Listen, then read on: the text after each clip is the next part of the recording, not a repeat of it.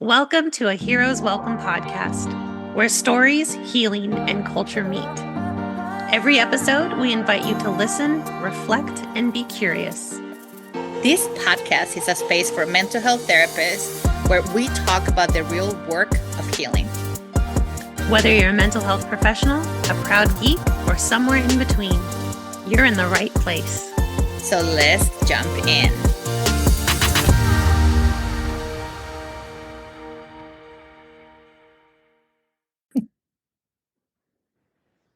Welcome, listeners, to another episode of a Hero's Welcome podcast.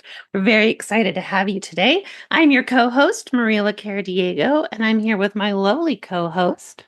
She's talking about me. This is Liliana Baylon.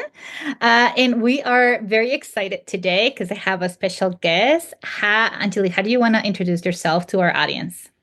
Well, I guess, like I said, okay, so we were just talking, and a large part of my introduction is difficult for me because I just introduced myself as Anjuli. But with the vibe of kind of what's going on here today, we're going to be definitely talking about what I do as far as being in the counseling world, maybe being a business owner. And so I guess as far as credentials go, I'm a licensed professional counselor supervisor. I actually don't promote that supervision part because I find it really hard at this point in my career. I'm still practicing pretty hardcore. Mhm. So I don't promote that I supervise because I feel like I can't give as much time as I would like to give to my supervisees because I'm kind of a sink or swim type of girl. So I'm a licensed professional counseling supervisor. I also am EMDR trained. I'm a registered play therapist. I do synergetic play. I'm kind of all over the board because I get bored very easily. And a large part of my niche, I guess you could say, is heavily involving me working with law enforcement officers. So my husband is a police officer. He's been in law enforcement for over 17 years. And that's kind of where my journey began in this field. I kind of became like the law enforcement girl because I'm in the club. And it's kind of grown from there. So Thank I'm all over you. the place, like I said. First of all, you're not all over the place. And that's what I love about you when we met. Do you want to tell us how we met? Because I thought it was fucking hilarious. The best, actually. How long ago was that? Okay, so we met at a play therapy conference. Mhm. It was really funny, actually, because we were in Terry Cotman class, and we were placed in a group, in a family, Yeah. and there was a lot of movement. And I'm definitely not like a let's get out and move and dance and jellyfish around with these people, but we're at a play conference, right? We got to play. And so we're in this group. I happen to be placed with Liliana and Lisa Dion. We have the best time. Like we were together, and then Meredith, Yes. she was in our class, right? Yes. And so we were literally this family, and then the rest of the time we're like seeing each other at the conference. We're like, hey fam, like we're family, whatever. Well, then I go into this class, and it's Lisa Dion's class, and she gets up on the stage. I'm like, who the fuck is this person? And then like I was like, okay, well, I like her stuff. She's smart. She's smart. Who are these people? So then over time we just kind of like connected and grew, and then we just clicked. It was just a really good time. Yeah. So for all of you who are there who have not taken a class with Terry, first of all, if you know anything about her, you know that it's a vibe, and we all love her vibe. Yes. Then in that group, I had to turn around and face you, and then you were supposed to just mimic whatever I did, and I was like, I ain't gonna so fuck with you today. And I did, and she joined me. And then we couldn't keep it straight. I'm surprised that I did not pee my pants because you just like went with it, and that was our introduction. So from that moment on, everyone thought that we knew each other for years. Yeah. But it was just that class, right? So then I started asking you questions. So you share what your husband did, and I was like, well, tell me more. And I started learning how you were doing trainings for the police department, and how you were helping them from an SPT lens, and then has expanded on how to attune, how to like understand what they were going through, and God knows they were going through a lot as well. And then like you start sharing more, and I was like, oh, this is the important work that you're doing. Mm-hmm. And it still is. So can you tell us a little bit more of recent trainings that you have done or trainings that you have done, and how the work that you do being a mental health therapist and being in the club, I love that acknowledgement, and being in the club is helping you provide services to them or trainings to them. Well, so what's interesting about this SPT lens is that a lot of people on the outside, I'm just going to say on the outside, um, tend to focus on like, oh, look at those balloons, tend to focus on uh, what they see is the issue. But Mhm. really, honestly, in the field, like that, it's a job. You know what I mean? So a lot of the time, what people don't look at is like they're desensitized and not necessarily in a negative way to the things that they see. Now, of course, you've got, infant fatalities, officer involved shootings, different things like that that can be heightened Yeah. in nature. But for the most part, it was the same as anybody that walks into my office, and it's the breakdown of the home. It's the dysregulation in the home. And so synergetic play was really great because I've done multiple trainings. I do peer support stuff. So peer support is cop to cop. Mhm. But they always want me there because I'm like a softer side, essentially. I'm not always soft, but I'm a softer side. They listen to me more because I'm female. Yeah. But over the course of like my career prior to even being in like mental health, I worked in the court system. So a lot of my colleagues and friends were also law enforcement attorneys. So I'm in that like legal world. I worked for a judge for a really long time. We did traffic court. And so it was really just relationships that I built over the course of time that kind of got me where I am. And then they started asking for me to come and speak. And I developed a training called 10 Deadly Errors in Law Enforcement. And it was off this book um, it was called Code 10 Officer Down. And I basically related like the errors in law enforcement to like mental wellness to try to bridge the two and speak to them in their language so that I could also destigmatize mental health in the field. And I had a really good friend. It's about who you know too. So I had a really good friend working in the memorials like throughout the state of Alabama who became like an advocate and a coordinator with Virtual Academy, which is a national organization. They provide free CEUs to law enforcement. And he was like, Anjuli, you need to come like teach through this platform. And I was like, okay.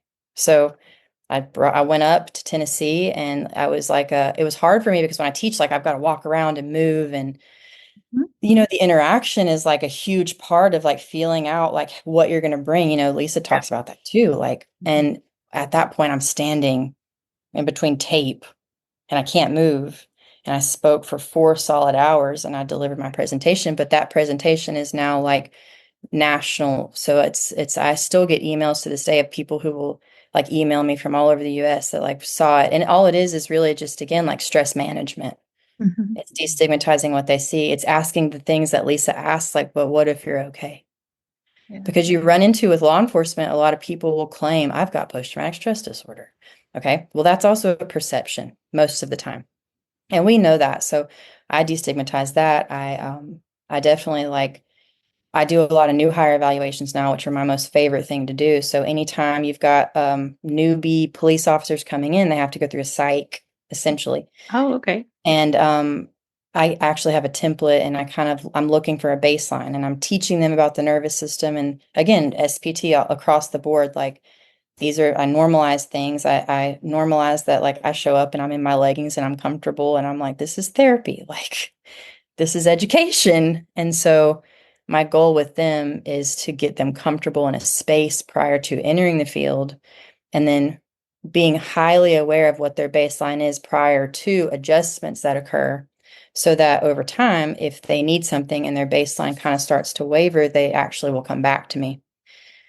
Mm. And it's been awesome. It was actually mandated almost 3 years ago in the state of Alabama that those evals are a mandate in our state. So I love that.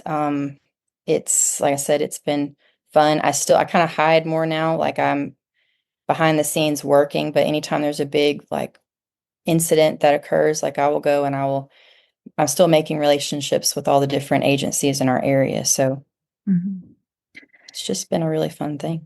So for all of them out there who, when you said like I'm hiding, I was like, well, you're not hiding. You're in a different phase within your family. So you're like super busy because of your children. Yes. Right. So let's name that out because you're human, you are a wife, you are a mother, and you're super busy because your children are also super busy. Yes. They're big time athletes, and I'm kind Yeah. of supporting their drive, and we're Yeah. all a very driven family. So, but again, what's crazy is, I mean, I'm very structured in all of my things, but that does leave little room for like extra. Mhm. And I've gotten a lot better too. I've had people that will reach out and ask like, will you teach on this or will you teach on anxiety in the classroom or whatever? And in the old days, like I'd be like, yeah, yeah. And I would spend time Mhm. developing and but then I realized like probably 2, 3 years ago, I was like, I don't want to teach on anything other than 10 deadly errors. Like I want to like hone in on that craft and Mhm. really promote that. And so I've been saying no to certain things and really kind of just focusing on what I love to teach on, which is that. So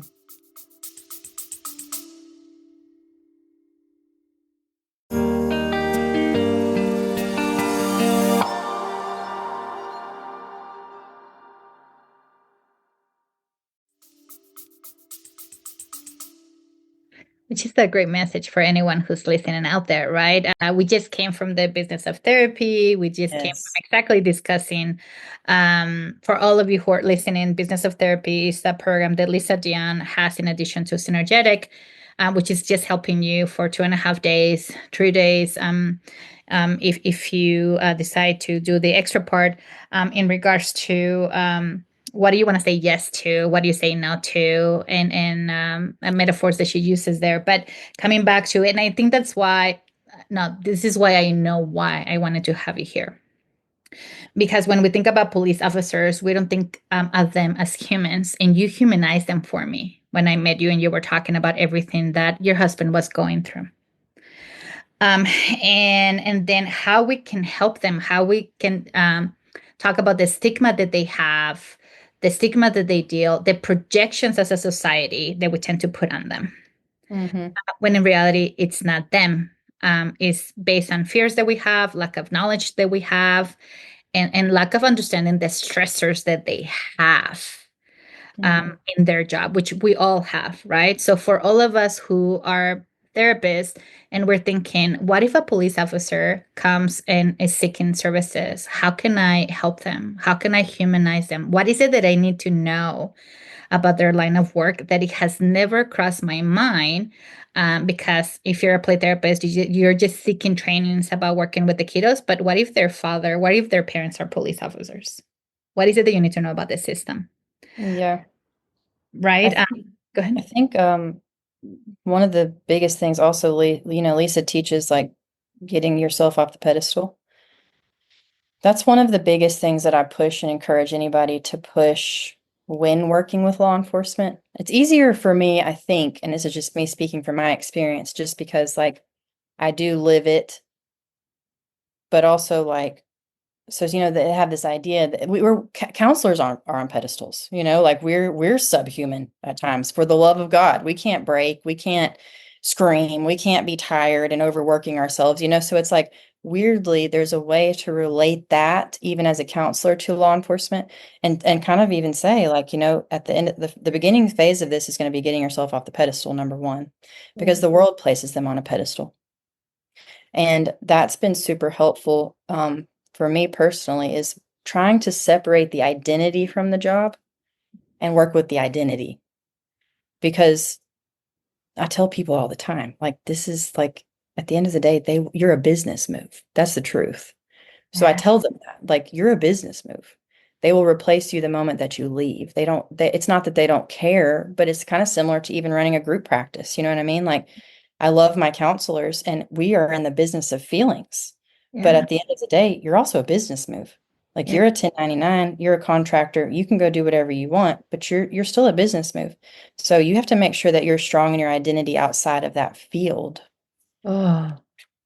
And that's really what I push with that population because I mean, I've worked with people from the brand new baby 19-year-old cops who are like ready to change the world.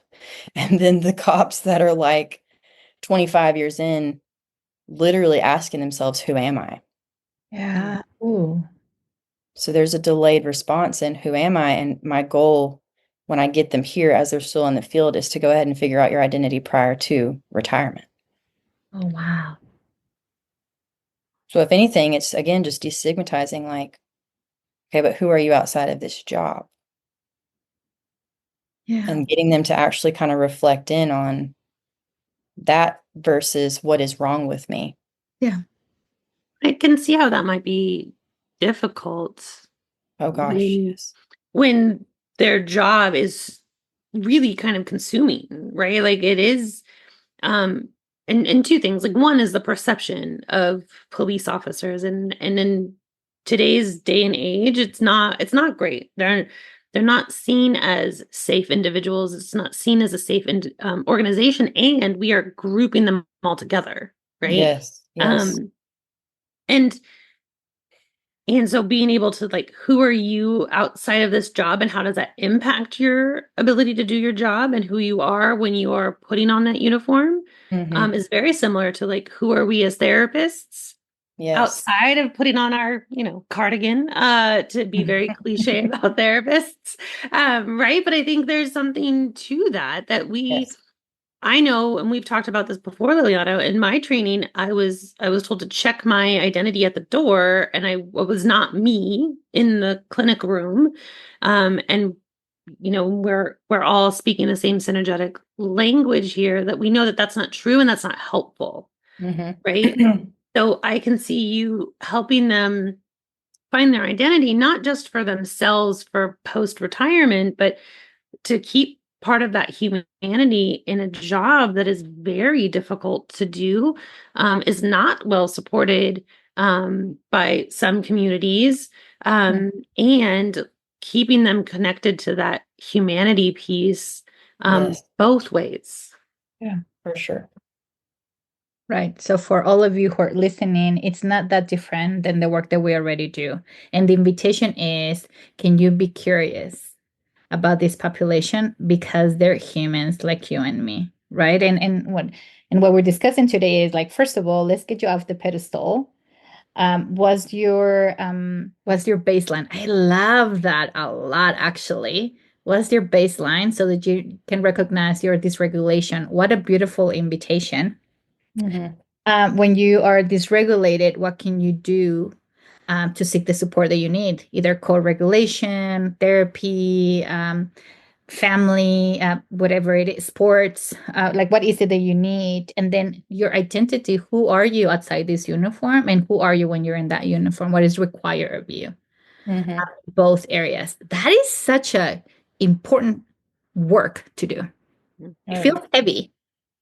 Mm-hmm. And it does take time for them to trust that, like I said, I operate also very Maslow's like Yeah. when I say baseline, I'm also looking at like, when people come in, I'm like, okay, who's your primary doctor? And like, why don't we make sure that your physical health is good? Yeah. Because I mean, I've had clients who have come in hallucinating because they're iron loaders. You know what I mean? So like, I'm very Maslow's. I'm very ground from the bottom up. So I make sure that they've got a good physical support system when it comes to managing that physical health, Mhm.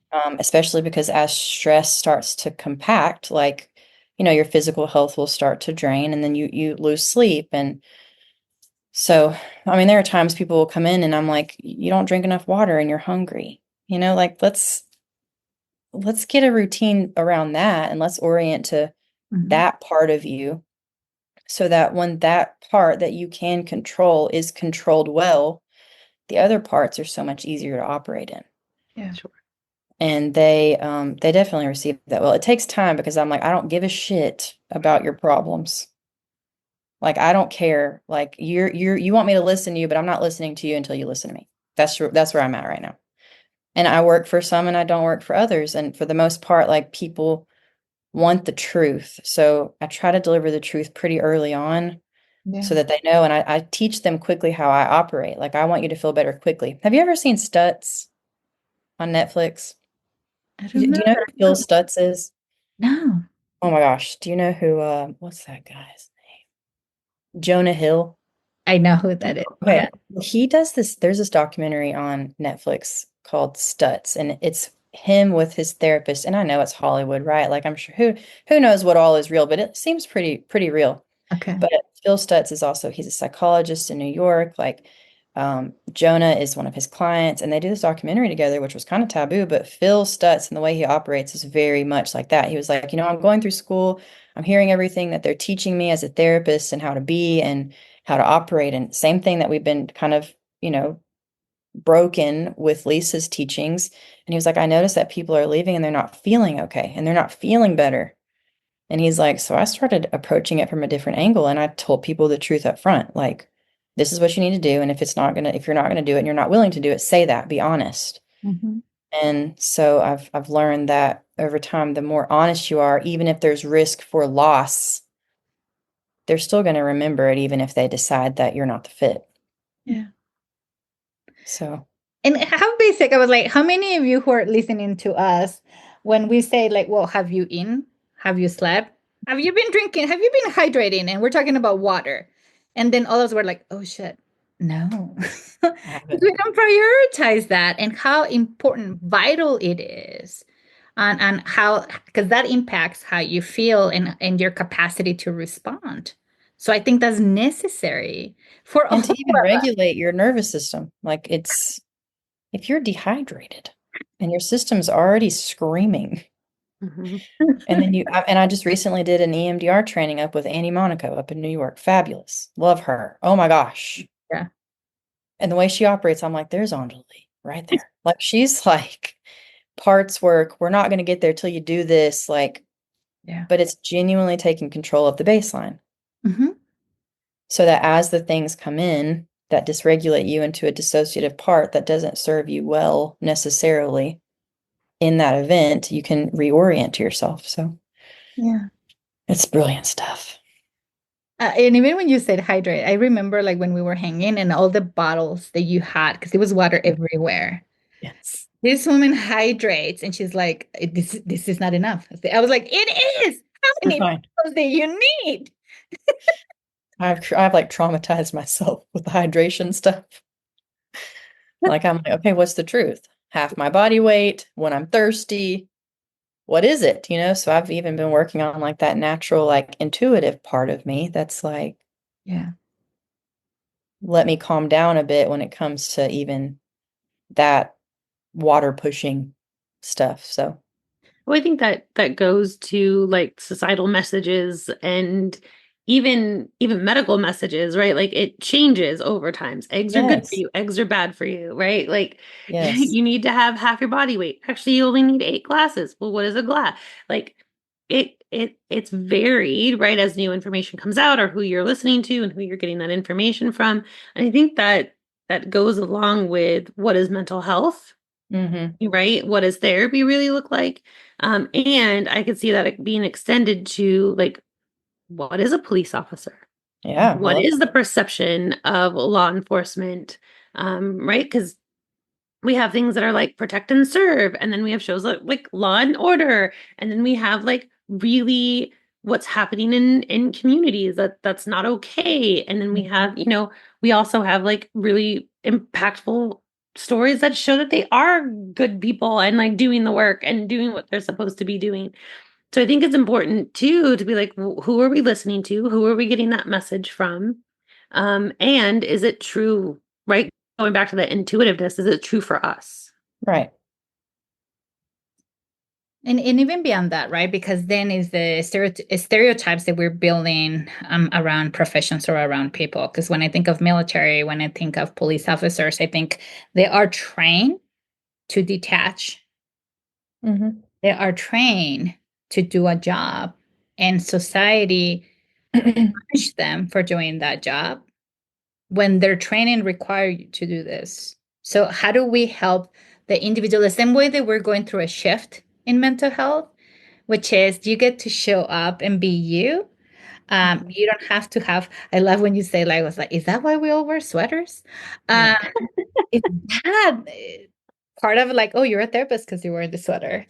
Um, But it's how do we humanize and make sense of what is expected of them because of their training? And then the human side that they have that they don't get to show up. And I remember working with the police officer, and the first thing we was doing emotionally focused therapy, and the goal of emotionally focused therapy, which is go to primary emotion. And I remember talking to this individual, and he said, I cannot afford to like completely be in it, because as soon as I leave here, I have to go and do this.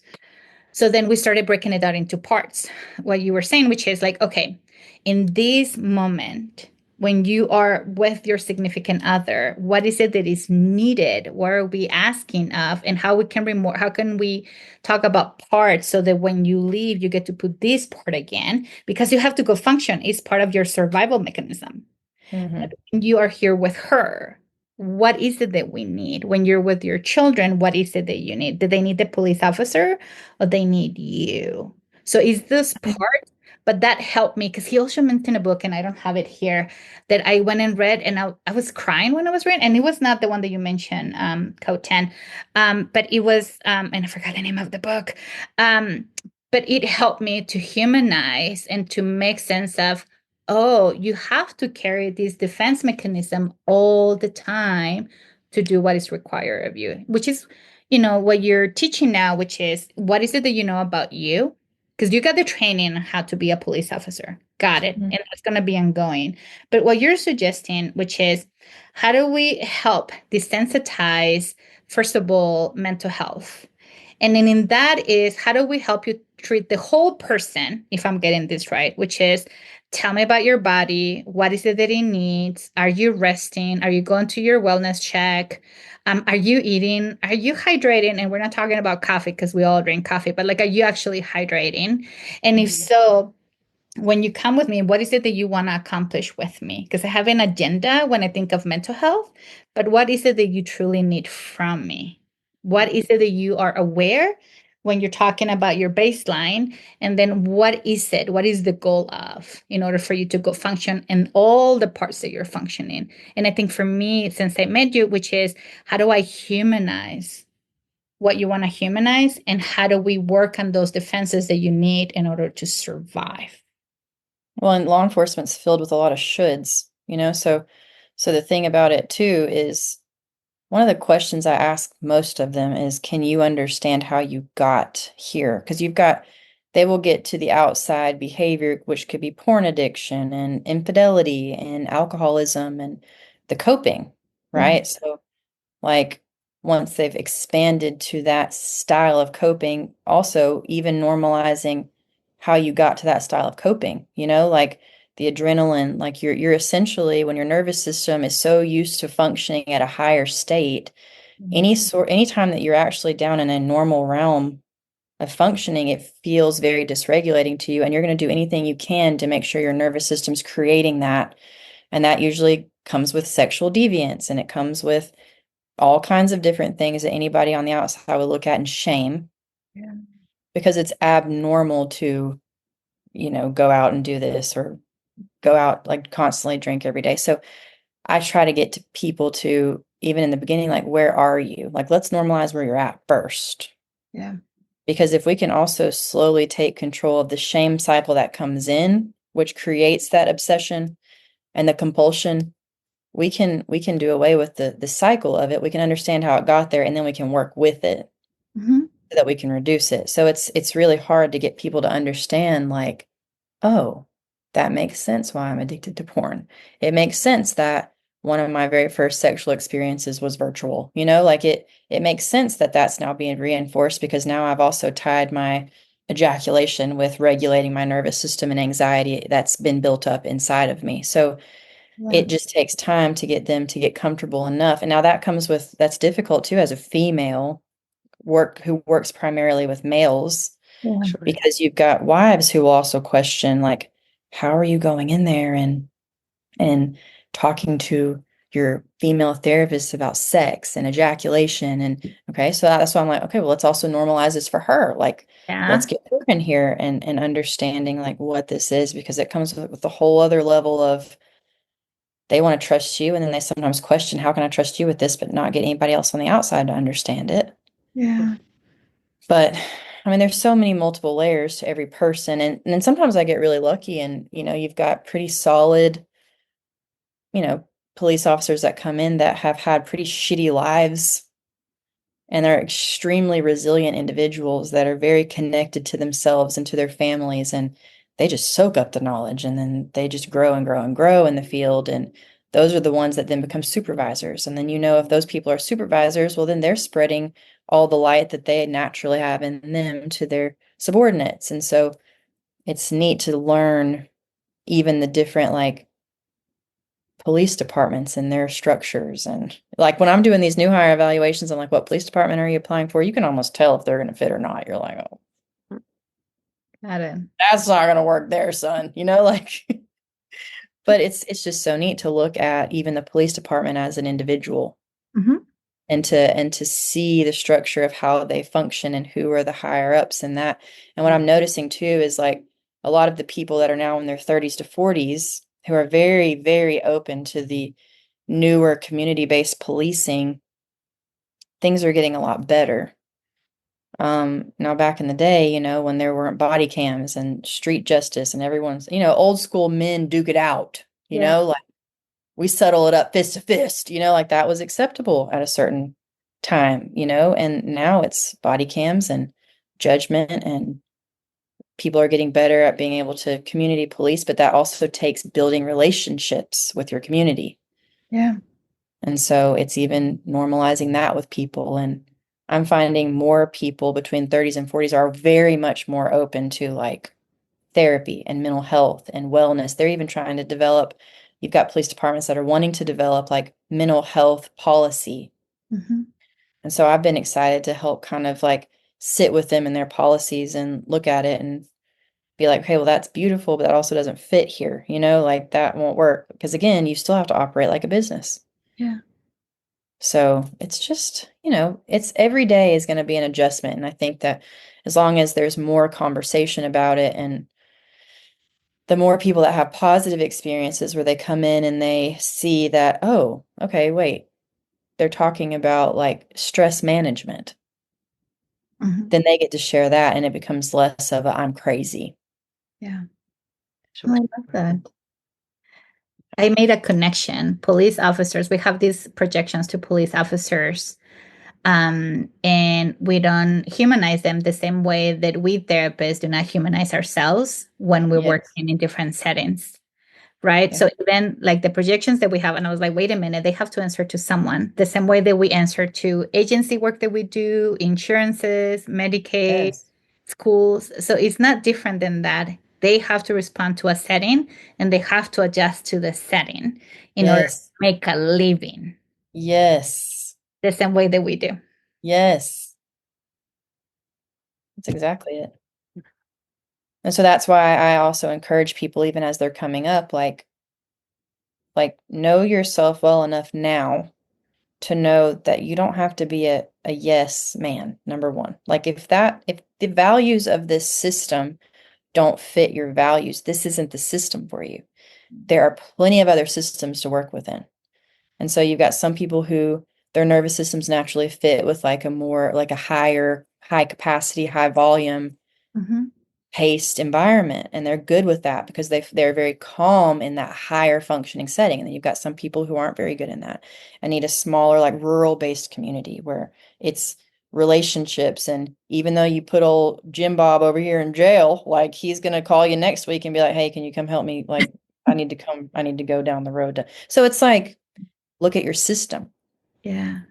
And if your values aren't fitting well, this is the DeMartini value stuff too, like if your values are not aligning well with the department and the structure of the system that you're in, look for a different system.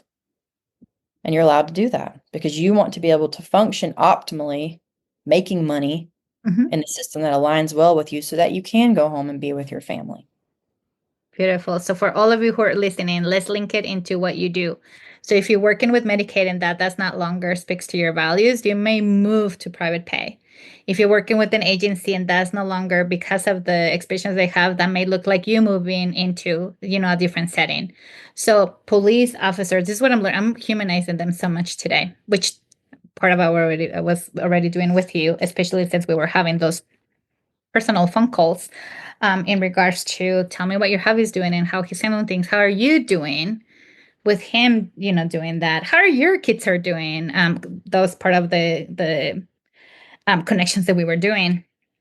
But it's a population that need our help and needs us as therapists to understand the settings that they work with, the expectations that they have in those settings, the projections of society, and how a lot of the times when they don't have a grounded identity, they may get lost pretty much. And I have to be this all the time.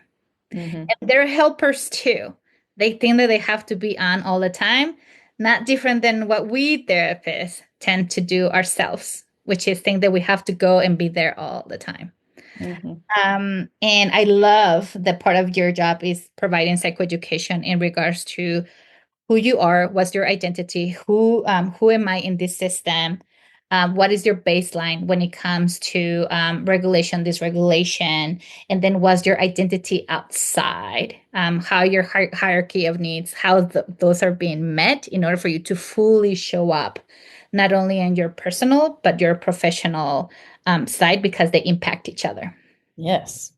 And that gives them that, as you connect the parts too, you can jump less and less in between. There doesn't have to be a polarity so much as most of the time people are. It's, police officers are also they function based on their schedule. It's on duty, off duty, on duty, off duty, on, off, on, flop. So it's like I even teach that too. Like, okay, that is literally for your schedule. Okay, there are parts of you, again, universally, that don't need to just be off. Yeah. And there's a really great book. It's called Emotional Survival for Law Enforcement. It is a simple read. That's the one that I read. It's beautiful because it talks about the hypervigilance roller coaster. It talks about the couch potato mode. Like it's such a good depiction of the on-off mentality that we have to do away with, so that, again, you can kind of show up and your parts aren't as up and down. Yeah. And that it's officer down code 3, not 10. There are 10 errors. It's code 3. I just remembered that. But that's a good book written in the 80s. And he just basically relates like getting yourself in bad positions. And it's a really good book. But yeah. Oh God, this was so good. My mind was just like trying to link information. Thank you. Thank you for what you do. I know you're only doing it in Alabama. But and I know you don't have capacity, you stated not having capacity, but I hope you keep expanding your training because it's needed nationwide. Yes, I definitely look forward to, I've talked about taking it further than virtual academy and actually like getting myself out there eventually with law enforcement to where I can go and put myself more in the conferences. But I just haven't. I think that's in the next like 5-ish years, maybe. Love it. Good too. So that's definitely a goal. But yeah, thank y'all so much for having me. I love conversations like this. Maria, any final thoughts before we go? We love that. No, I'm just so thankful that you and others like you are doing this work. Because it's not for everybody. Not everybody has the capacity to humanize, even in the therapist chair, right? We all have our own struggles and populations. But this is so, so important. And it's only going to become more and more, right? Like this isn't going to be something that's just going to be quickly, you're going to reach a level and be like, fine, everything is good. I'm not needed anymore, right? Like we all wish we could work ourselves out of a job, right? Like that's the ideal goal. But I'm just so thankful that you have your foot in both worlds and can speak the language and translate it back and forth so that police officers have the ability and the opportunity to learn from you and to learn for themselves, to better themselves, which then in turn betters their work. Right. I just love that. Thank you. So thank you for being here, listeners. Until next time, please take care. And thank you, Anjuli. Talk soon. Thank you for joining us on a Heroes Welcome podcast. We hope you found inspiration, insight, and maybe, just maybe, a little fun along the way. Don't forget to subscribe, leave a review, and share this episode with your fellow healers. Until next time, stay curious, stay playful.